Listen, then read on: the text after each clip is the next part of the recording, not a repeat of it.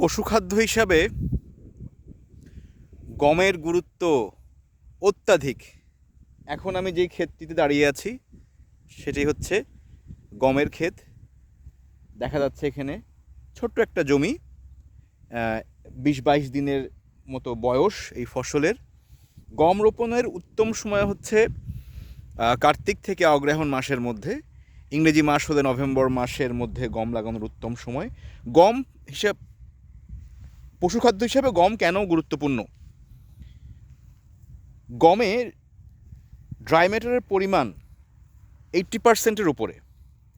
তাছাড়া গমে রয়েছে ক্যালোরি, রয়েছে এনার্জি এবং রয়েছে কার্বোহাইড্রেট।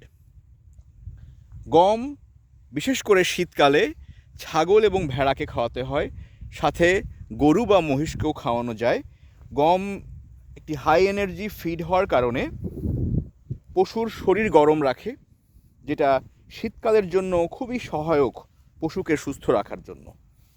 তো আপনারা যারা গবাদি পশু, বিশেষ করে ছাগল বা ভেড়া বা গরু বা মহিষের খামার রয়েছে, তারা পশুখাদ্য হিসাবে আস্ত গম পশুকে সরবরাহ করতে পারেন।